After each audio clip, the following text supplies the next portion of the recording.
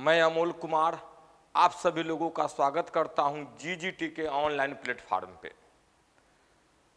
आइए आज से हम आपके बीच एक एक चैप्टर का, एक एक टॉपिक का बिहार बोर्ड से लेकर नीट लेवल तक का डीपली डिस्कशन करेंगे, जीरो से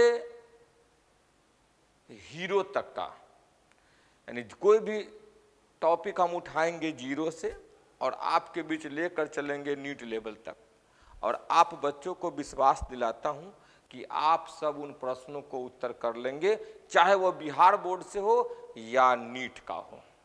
इन्हीं हौसलों के साथ, इन्हीं उमंगों के साथ मैं आपके बीच आरंभ कर रहा हूं नए एनसीईआरटी के अनुसार से चैप्टर नंबर 5 वंशगति के विविधता का सिद्धांत के बाद वंशगति का आणविक आधार को। जैसा कि आप देख रहे हैं इस स्क्रीन पे, हमारा यह फर्स्ट लेक्चर होगा और पहली लेक्चर का ये परिचय सत्र होंगे। इस पूरे चैप्टर का इंट्रोडक्शन हम देंगे कि इस चैप्टर में है क्या, हमको क्या सब पढ़ना है। तो आपको यह फोटो देखकर बहुत कुछ समझ में आ गया होगा। किसी भी बॉडी को बनाने के लिए एक सेल की आवश्यकता होती है। सेल के अंदर एक न्यूक्लियस होते हैं और न्यूक्लियस में क्रोमोसोम्स होते हैं और क्रोमोसोम्स डीएनए के बने होते हैं और यही डीएनए हमारा आनुवांशिक पदार्थ है जो वंशगति करता है और वंशगति का सबसे छोटा आधार भी है। तो हम इस चैप्टर में मुख्य रूप से डीएनए के बारे में पढ़ेंगे। ऐसा हम पिछले चैप्टर में चलते हैं। चैप्टर नंबर 5 में आप लोगों ने पढ़ा था वंशगति का विविधता और सिद्धांत। उसमें क्या है, माता है और पिता है, इससे एक संतान जन्म लेते हैं और यह संतान में माता पिता से गुण यानी जो भी लक्षण आते हैं उसी को हम बोलते हैं वंशगति। और जो लक्षण नहीं पाए जाते हैं, जो गुण नहीं आते हैं, उसको हम बोलते हैं विविधता। उससे हम बोलेंगे विविधता। तो आप लोगों ने पिछले चैप्टर में सीखा होगा कुछ ऐसे वर्ड को जैसे जीनोटाइप, फिनोटाइप। जीनोटाइप और फिनोटाइप के बारे में समझ गए होंगे। अब चलिए, एक बहुत ही चर्चित गाना है, उस गाना के अनुसार से इसको हम समझेंगे, इस चैप्टर का इंट्रोडक्शन को देखेंगे। जैसे गाना है कि चेहरा क्या देखते हो, दिल में उतर कर देखो ना, दिल में उतर कर देखो ना, मौसम पल में बदल जाएगा, पत्थर दिल भी पिघल जाएगा, मेरी मोहब्बत में इतना असर है, देखो ना। बस इसी गाने में इस पूरे चैप्टर के रहस्य है। जैसे हमने कहा कि चेहरा क्या देखते हो, किसी भी व्यक्ति के बाहर का जो चेहरा देखते हैं यह कहलाता है फिनोटाइप। तो आपको हमने बताया था कि चेहरा क्या देखते हो, दिल में उतर कर देखो ना। यानी चेहरे की खूबसूरती पे मत जाइए, इसके दिल में क्या है, इसके अंदर जाइए। तो अंदर को हम बोलेंगे जीनोटाइप। इस गाने के दो बोल से आप समझ गए हैं कि जीनोटाइप और फिनोटाइप। यानी बाहर से जो चेहरा दिखाई दे रहा है उसको बोलेंगे फिनोटाइप और उसके दिल में क्या छुपी हुई है, दिल की खूबसूरती जो दिखाई देगी उसको हम बोलेंगे जीनोटाइप। अब तीसरी लाइन था कि मौसम पल में बदल जाएगा, पत्थर दिल भी पिघल जाएगा, मेरी मोहब्बत में इतना असर है देखो ना। अब देखिए इसका चेहरा क्या हो जाएगा, बदल जाएगा, पल में बदल जाएगा। कैसे बदल जाएगा, तो जीनोटाइप अगर बदला तो चेहरा भी बदल जाएगा। यानी बाहर का वातावरण, जीनोटाइप का मतलब है कि वातावरण बदला, व्यवहार बदला। तो वातावरण कैसे बदला, तो प्यार से बदला। कह रहा है उसमें कि मेरी मोहब्बत में इतना असर है देखो ना, यानी उसकी मोहब्बत से इसके जीनोटाइप को बदल देगा। जीनोटाइप के बदल देगा तो चेहरा भी बदल जाएगा। तो अब समझिए कि किसी भी व्यक्ति के चेहरे का रंग और रूप निर्भर करता है किस पे, जीनोटाइप पे। और जीनोटाइप का मतलब होता है जीन, और जीन पाया जाता है उस व्यक्ति के डीएनए में। और डीएनए होता है कहाँ पे, तो डीएनए होती है उसके क्रोमोसोम में। और क्रोमोसोम कहाँ होता है, तो उस व्यक्ति के शरीर के एक एक कोशिका के केंद्रक के अंदर होती है, प्रत्येक कोशिका के केंद्रक में होती है।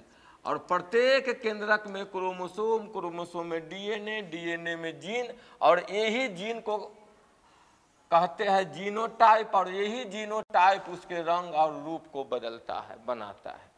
तो चलिए बड़ी ही इंटरेस्टिंग तरीके से इस चैप्टर को हम लोग समझेंगे। आप जीनोटाइप समझ गए होंगे, फिनोटाइप समझ गए होंगे, और बदलाव कैसे होता है किसी भी व्यक्ति में, किसी भी व्यक्ति को धोखा कैसे देता है, बदल कैसे जाता है, उसके जीन कैसे बदल जाती है, जीन व्यवहार कैसे करती है, इन सभी चीजों को रहस्य से पर्दा उठेगा इस चैप्टर में। तो आप बने रहिएगा इस पूरे टॉपिक के साथ, जो आपके पूरी की पूरी अंदर छुपी हुई जो रहस्य है उसको स्पष्ट करेंगे। चलिए चैप्टर थोड़ा सा ऐसा होता है कि लोग बोलते हैं कि भारी टॉपिक से आता है, लेकिन भारी टॉपिक को हम इतनी इजी से पढ़ेंगे, इतनी आसानी से समझेंगे कि हमको काफी आसान लगने लगेगी। एक स्लोगन है कि हार मानने से पहले खुद को आजमाओ, हार मानने से पहले खुद को आजमाओ, अपनी कमजोरी को जमीन पर उतारो, हर रास्ते पर मुश्किलें हैं बहुत, पर विजय की ऊंचाइयों को चुनो और पार करो। तो मैं आप सभी लोगों से यही चाहूंगा कि आप भले बिहार बोर्ड हिंदी मीडियम पढ़ते आ रहे हो, आप मेरे क्लास को रेगुलर ज्वाइन करो। आपको मैं जीरो लेवल से ले चलूंगा नीट लेवल तक। याद रखेंगे, नीट लेवल तक।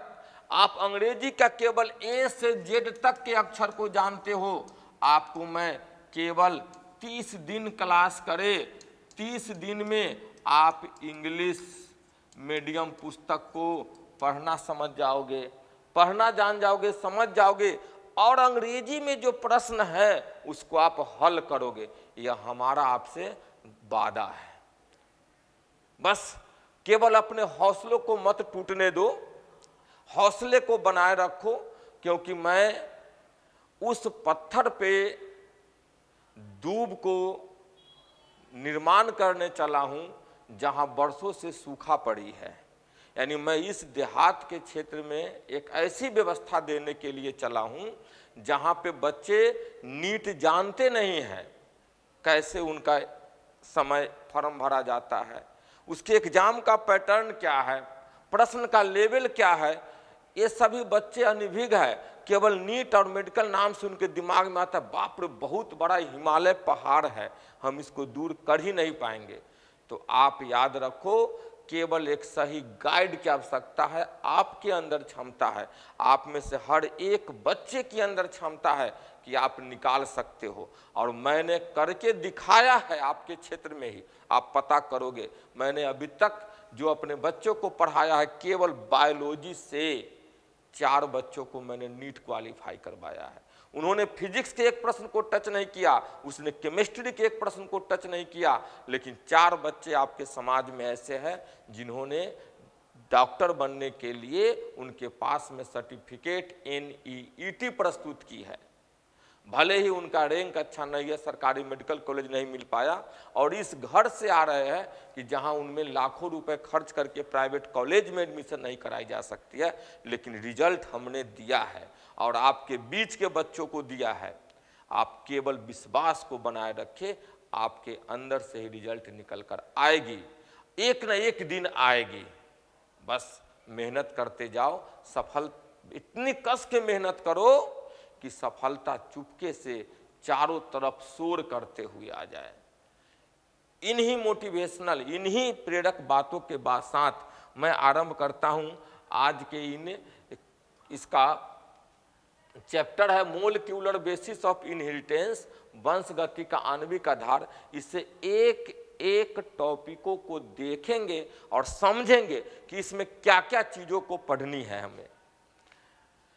सबसे पहले हमें पढ़ना है, देखिए बड़ी खूबसूरत तरीके से आ रहा है DNA। तो हमने पिछला चैप्टर में अच्छे तरीके से पढ़ा कि वंशगति के लिए जो आवश्यक चीजें है वह होती है हमारा DNA, और DNA ही आनुवांशिक पदार्थ है। तो अब वंशगति को समझ चुके होंगे, जैसे माता और पिता से अपने संतान में जाने वाला लक्षण कहो, गुण कहो, जो भी कहे, गुण को हम कहते हैं वंशगति। जैसे आपके घर में कभी किसी की छठी में गए होंगे, वो बच्चे अपनी माँ की गोद में बैठे होते हैं, तो जब कोई आती है, बुआ आती है, तो कहती कि देखो देखो इसका माथे जो है से दादाजी जैसा है। कोई आते हैं रिश्तेदार तो कहते हैं इसकी आंखें माता जी जैसा है, तो कोई कहते हैं कि इसका चेहरा बाप के जैसा है। यानी वह बच्चा क्या है, अपने परिवार के बहुत सारे सदस्यों को गुण को लेकर जन्म लिया है। तो उन्हीं माता पिता या उसके ऊपर किसी भी अपने खानदान से गुण को लेकर जाने वाले को हम बोलते हैं, जो गुण जाता है उसको बोलते हैं वंशगति। और वंशगति का आणविक आधार तो हम लोगों ने पिछला चैप्टर में पढ़ा था, जो वंशगति के लिए वंशगति जो लेकर जाता है वह क्रोमोसोम है।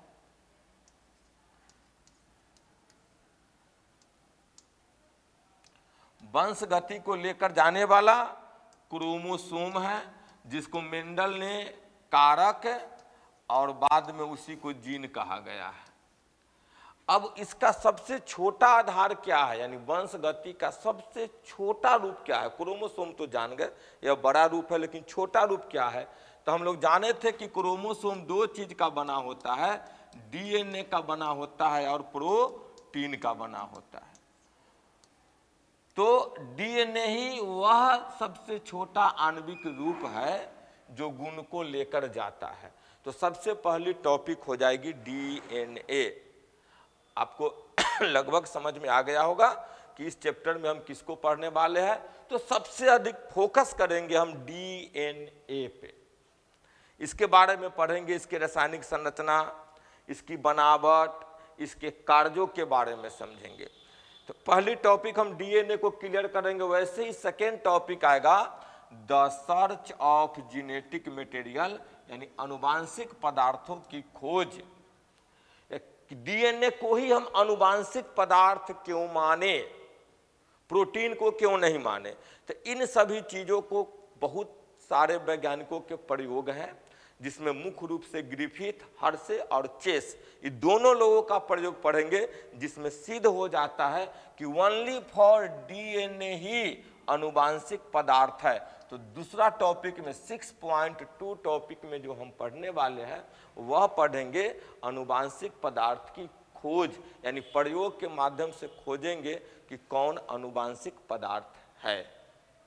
तो दो टॉपिक समझ गए, पहली टॉपिक DNA, दूसरी topic the search of genetic material, आनुवांशिक पदार्थ की खोज। तीसरी टॉपिक इसमें पढ़ेंगे, देख लीजिए सर्च DNA की तस्वीर आपके सामने है। तीसरी टॉपिक इसमें हम पढ़ेंगे, तीसरी टॉपिक का नाम होगा आरएनए वर्ल्ड, आरएनए संसार। तो दूसरी टॉपिक से निकलकर आएगा हमारा कि जेनेटिक मटेरियल, आनुवांशिक पदार्थ के रूप में दो पदार्थ आते हैं जिसमें से अधिकांशतः जीवों में पाया जाता है डीएनए और कुछ विषाणुओं में केवल पाया जाता है आरएनए। अब डीएनए का पूरा नाम, आरएनए का पूरा नाम, इसकी नेचर सब अंदर के टॉपिक में पढ़ेंगे। तो आप एक भी टॉपिक को, एक भी क्लास को, एक भी लेक्चर को मिस मत कीजिएगा। ऑटोमेटिक इसका पूरा नाम याद करने की आवश्यकता ही नहीं है, हम इतनी बार इसको प्रैक्टिस करेंगे कि खुद ब खुद याद आ जाएगी, इसलिए ज़्यादा याद करने की आवश्यकता नहीं है। तो दो चीज हम समझे थे कि डीएनए अधिकांशतः जीवों में आनुवांशिक पदार्थ है और एक और जीव है जिसमें आनुवांशिक पदार्थ है आरएनए होती है, कुछ विषाणुओं में केवल। तो हम पढ़ेंगे 6.3 टॉपिक में कि आरएनए वर्ल्ड, यानी पूरे दुनिया में आरएनए कैसे बने, वह कैसे जेनेटिक मटेरियल, आनुवांशिक पदार्थ का काम करता है और आनुवांशिक पदार्थों के अलावा और क्या काम करता है, यह पढ़ेंगे 6.3 टॉपिक में। फिर इसके बाद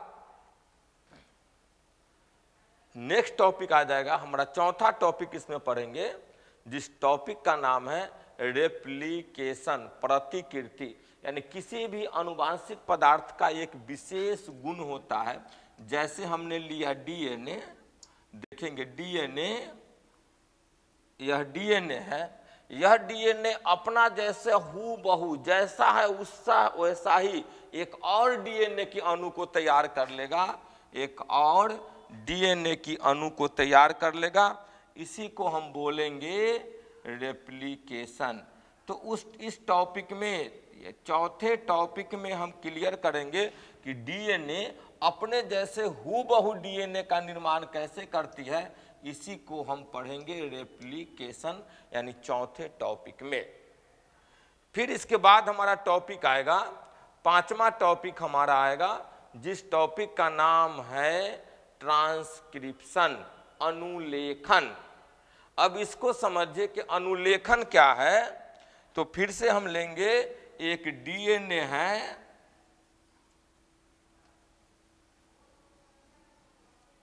अब किसी भी व्यक्ति का चेहरे की बनावट, उसकी रंग, उसकी रूप, सब चीज निर्भर करता है उसके अंदर के डीएनए पे। और डीएनए के पास सूचना होती है कि उसका रंग कैसा हो, उसके रूप कैसे हो, उसके नए नक्श कैसे हो। तो वह डीएनए जो है जब व्यक्ति के चेहरे को बनाता है तो अब उसके अंदर सूचना छुपी हुई होती है, इसके अंदर कुछ सूचना होती है, इसी सूचना को वह एक माध्यम से प्रस्तुत करता है, यानी आगे की ओर भेजता है, जिस माध्यम को बोलते हैं mRNA। यानी डीएनए अपनी सूचना को mRNA के द्वारा आगे की ओर पास करता है। तो डीएनए में उसके चेहरे की बनावट, रंग, रूप से संबंधित जो सूचनाएं हैं, उन सभी सूचनाओं को लेकर आगे बढ़ा कौन बना, mRNA। तो डीएनए से mRNA, देखिएगा डीएनए में जो सूचना है उससे mRNA बनने की क्रिया को ही बोलेंगे ट्रांसक्रिप्शन, ट्रांसक्रिप्शन। यानी समझिए एक प्रकार की चिट्ठी है, डीएनए के पास जो सूचना है वह चिट्ठी में लेकर भेजा कि अमुक व्यक्ति का चेहरा कैसा हो, मुख कैसा हो, रूप कैसा हो, रंग कैसा हो। तो इन्हीं को लेकर आगे भेजा, वह कहलाया mRNA बना, जिसको बोलेंगे ट्रांसक्रिप्शन। क्लियर है हमारा। नेक्स्ट चलेंगे अब हम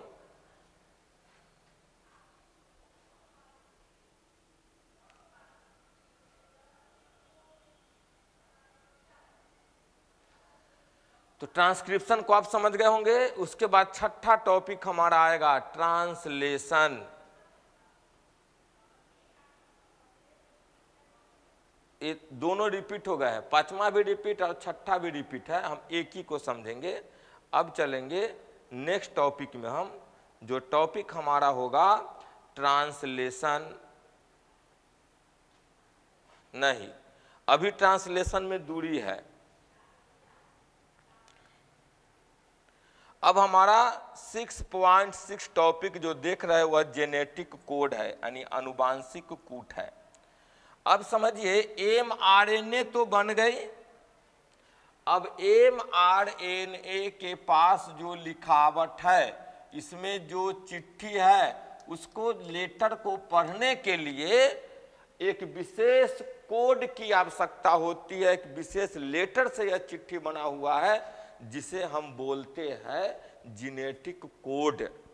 समझिएगा कि mRNA को हम ऐसे नहीं पढ़ सकते। mRNA के पास में एक कोड है, जो कोड जीवों के लक्षण को निर्धारित करता है, यानी प्रोटीन को बनाने की उसके पास सूचना होती है। इसी को हम बोलते हैं जेनेटिक कोड। क्या बोलेंगे? Genetic code. हिंदी में आनुवांशिक कूट, याद रखेंगे, हिंदी में बोलेंगे इसको आनुवांशिक कूट।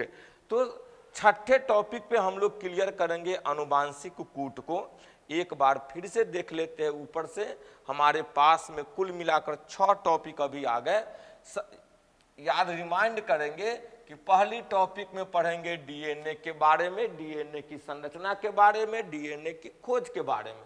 दूसरी टॉपिक पढ़ेंगे कि जेनेटिक पदार्थ हम बोलते किसको है, तो इससे निकल के आता है कि जेनेटिक मटेरियल जो है डीएनए होता है और आरएनए होता है। फिर उसके बाद जब आरएनए वर्ड आया तो हम आरएनए के बारे में पढ़ेंगे कि आरएनए कितने प्रकार के होते हैं, कौन कौन सा काम करते हैं। फिर उसके बाद आनुवांशिक पदार्थ का एक विशेष गुण होता है जिसको रेप्लिकेशन कहते हैं। रेप्लिकेशन में हम जानेंगे कि कोई भी आनुवांशिक पदार्थ चाहे डीएनए हो या आरएनए हो, वह अपने जैसे हूबहू अणु को कैसे बनाती है, उसी को बोलते हैं रेप्लिकेशन। और रेप्लिकेशन के बाद हम पढ़ेंगे 5वां टॉपिक, दोनों 5वां ही टॉपिक है, जिसमें पढ़ेंगे डीएनए में आनुवांशिक सूचनाओं को लेकर एमआरएनए बनने की क्रिया को ट्रांसक्रिप्शन बोलेंगे। और एमआरएनए में मौजूद जो कोड है, उस कोड की डिकोड करने की विधि को, जानने की विधि को, उसके रहस्य को जानने को हम बोलेंगे जेनेटिक कोड। तो हम यहाँ पे उसके रहस्य को भी जानेंगे कि एमआरएनए कौन चीज लेकर कैसे चल रहा है। और 7वां टॉपिक हो जाएगा हमारा ट्रांसलेशन, यानी स्थानांतरण। अब स्थानांतरण को समझिए, डीएनए है, डीएनए से बना एमआरएनए। हमने अभी चर्चा किया था कि चेहरे की नैन, नक्श, बनावट, रंग, रूप, सबकी सूचना छुपी होती है डीएनए के पास, और डीएनए से उस सूचनाओं को लेकर आगे बढ़ता है एमआरएनए। और एमआरएनए के पास में होता है जेनेटिक कोड। देखिए एक एक टॉपिक बड़ा मस्त बनाया है, समझेंगे। एक भी टॉपिक को हम इधर से उधर जंप नहीं करेंगे। अगर थोड़ा सा भी जंप करे तो हो गया कल्याण हमारा, चैप्टर बाउंस। अब जेनेटिक कोड को समझ गए तो जेनेटिक कोड जैसा जैसा कोड है हूबहू वैसा ही बनाएगा यह प्रोटीन, यानी जिस अंग को बनाने की निर्माण होगी वह वैसा ही बनाएगा।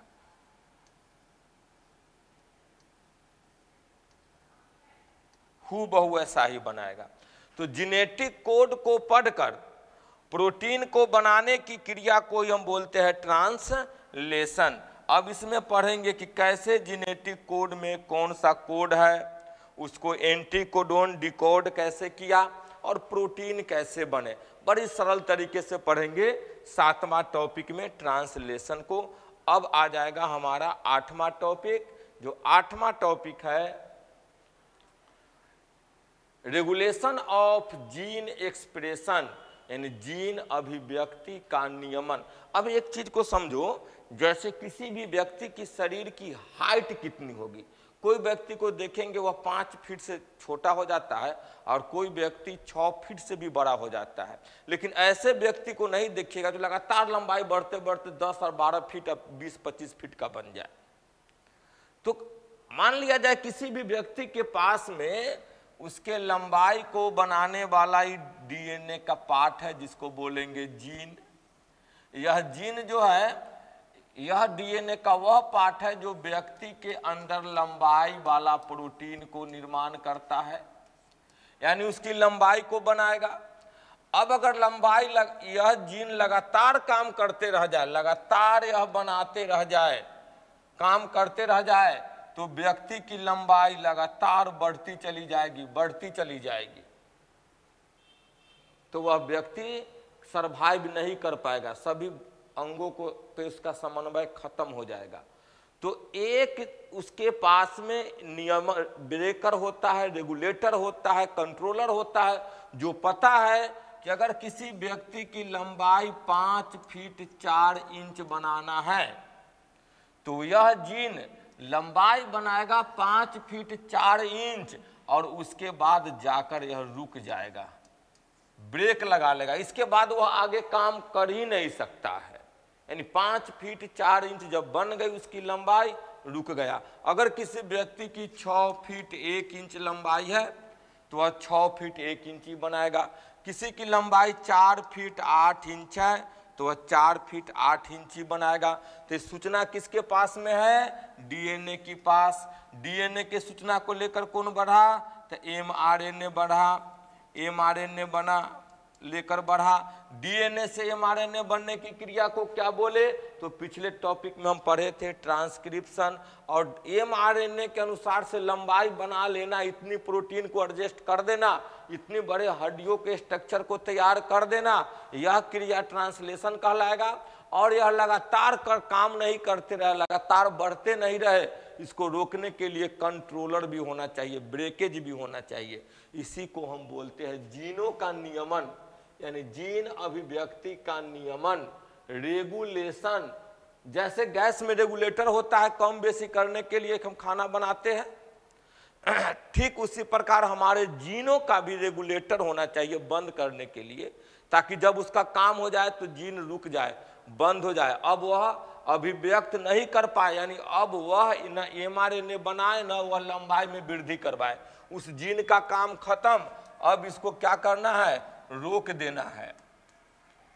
तो जीन कैसे अपने पूरे कार्यों को करने के बाद रुक जाता है, इसी को हम पढ़ेंगे, रेगुलेशन ऑफ जीन एक्सप्रेशन। अब आप इसी में क्लियर करोगे, इसी में समझोगे कि जब कोई जीन का रेगुलेशन यानी नियमन अनकंट्रोल हो जाता है तो बहुत ही घातक बीमारी यानी कैंसर उत्पन्न हो जाती है। यह जीन के नियमन से ही उत्पन्न होते हैं।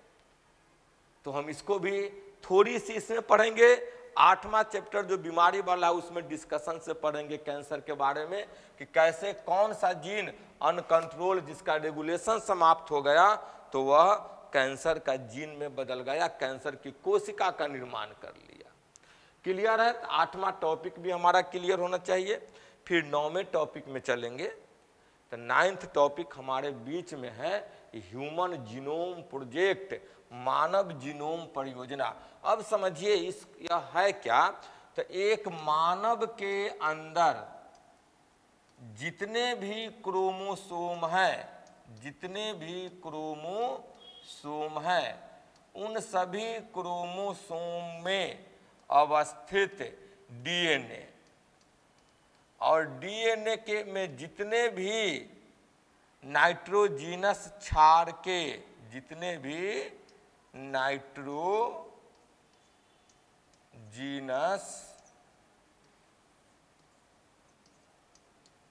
क्षार के अनुक्रम, ये थोड़ा सा भी आप लोगों को अटपटा लग रहा होगा, लेकिन जैसे ही चैप्टर में चलेंगे तो क्लियर हो जाएगी। तो मानव के जितने भी क्रोमोसोम है, क्रोमोसोम में जितने भी डीएनए, उस डीएनए में जितने भी नाइट्रोजीनस क्षार के अनुक्रम है, उस अनुक्रम को पता लगाने की क्रिया को ही हम बोलते हैं मानव जीनोम परियोजना।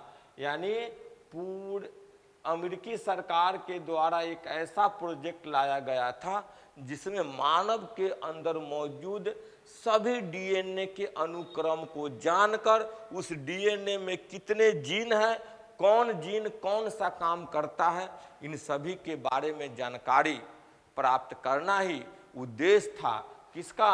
मानव जीनोम परियोजना का। तो इसके बारे में देखेंगे बृहद रूप से कि मानव जीनोम प्रोजेक्ट में हमको क्या क्या मिला, इसमें क्या क्या किया गया और इसके उद्देश्य क्या थे, इसके लक्ष्य क्या थे, ये सभी डीपली डिस्कशन हम लोग देखेंगे ह्यूमन जीनोम प्रोजेक्ट में। फिर आती है नेक्स्ट टॉपिक हमारा, वह टॉपिक है डीएनए फिंगरप्रिंटिंग।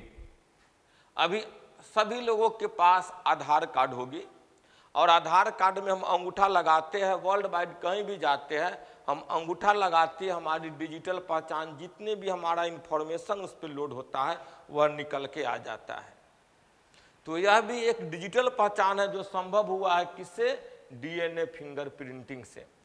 तो डीएनए फिंगरप्रिंटिंग किनके द्वारा दिया गया, कैसे दिया गया, किस सिद्धांत पे कार्य करता है, इन सभी चीजों को हम पढ़ेंगे टॉपिक नंबर 10 डीएनए फिंगरप्रिंटिंग में। तो यही हमारा था इस पूरे चैप्टर का परिचय सत्र, जिसमें कुल मिलाकर हम जानेंगे, अब देखेंगे कुल मिलाकर हम क्या जानेंगे कि जैसे कोई भी एक मानव है, हम मानव शरीर का ही लेते हैं, मानव शरीर है, यह मानव शरीर की बनावट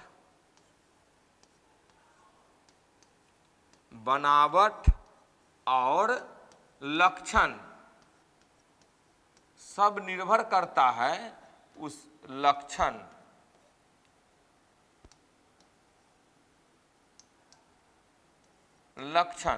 यह सब निर्भर करता है उसके अंदर के आनुवांशिक पदार्थों पे।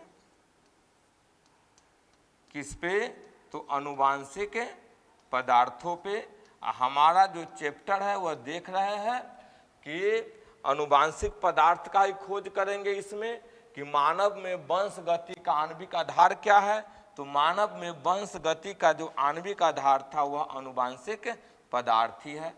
अब आनुवांशिक पदार्थ में खोजेंगे तो डीएनए के बारे में, तो हमारा निकल के आया डीएनए, मुख्य रूप से इसमें पढ़ना है डीएनए के बारे में।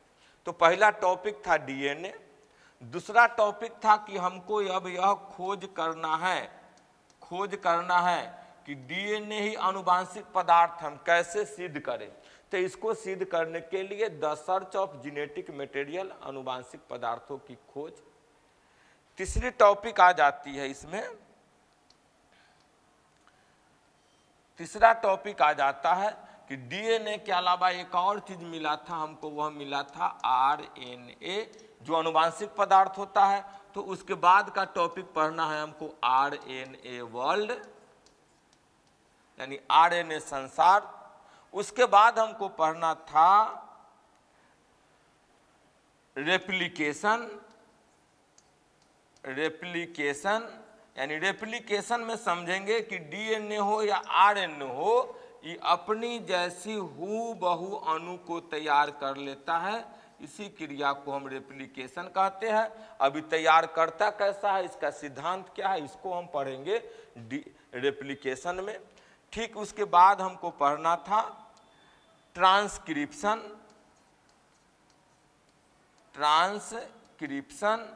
अब ट्रांसक्रिप्शन में होता क्या है, तो डीएनए में मौजूद आनुवांशिक सूचनाओं को, इसके अंदर मौजूद आनुवांशिक सूचनाओं को लेकर एमआरएनए का निर्माण करता है। तो एमआरएनए बनने की क्रिया को हम ट्रांसक्रिप्शन कहते हैं।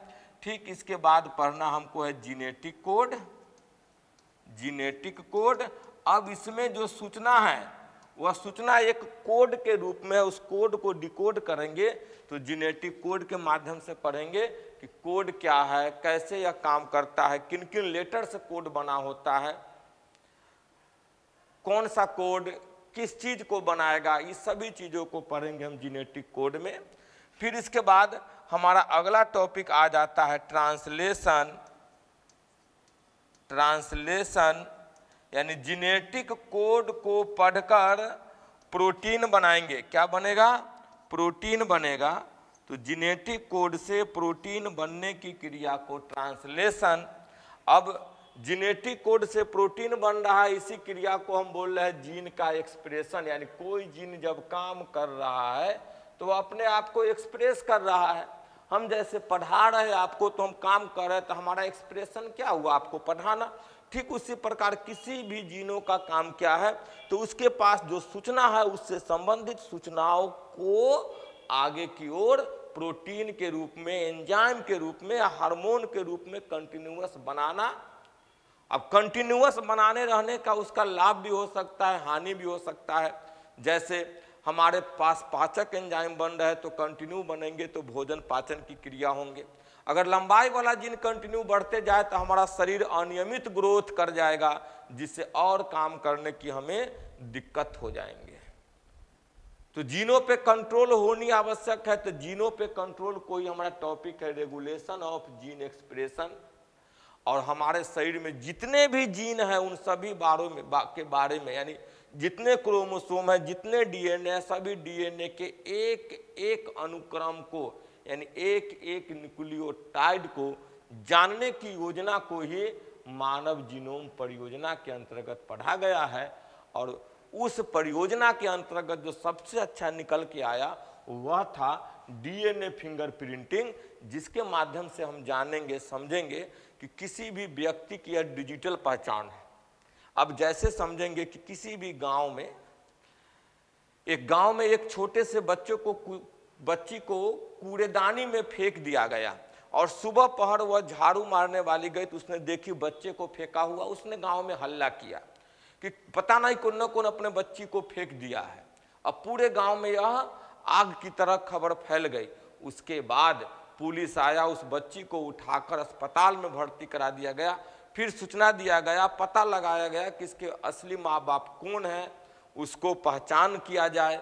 अब कोई नाम नहीं ले रहा था उस गांव में अधिकांशतः लोगों का, जिसके घर में जो कपल्स थे उनके डीएनए की सैंपल मौजूद कराई गई, और उस बच्ची को डीएनए को लिया गया और दोनों के डीएनए को मैच कराया गया, तो वह नवजात अनाथ बच्ची को अपने माता पिता मिल गए। अब किसी भी बच्चे में उसके माँ बाप को पता करना हो तो उसके लिए सबसे अच्छी विधि है डीएनए फिंगरप्रिंटिंग, यानी डीएनए की जांच।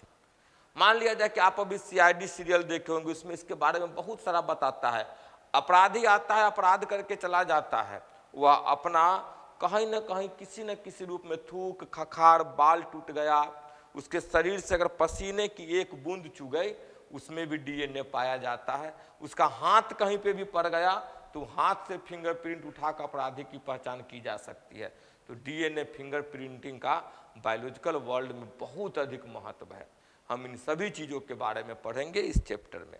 तो हमें अब आशा है, पूर्णतः आशा है कि आप लोगों को यह चैप्टर का इंट्रोडक्शन पेज समझ में आ गया होगा। आप लोग प्रत्येक लेक्चर को ध्यानपूर्वक पढ़ेंगे और सुनेंगे। आज का वीडियो मैं इतना ही पे ख़त्म करता हूँ। आशा है कि आप नेक्स्ट वीडियो को ध्यानपूर्वक सुनेंगे। और हाँ, आप लोगों का भरपूर प्यार मिल रहा है हमें अभी, जिससे कि हमारा यह चैनल हमारे आशा से अधिक सफलता को प्राप्त कर रही है, यानी वृद्धि कर रही है।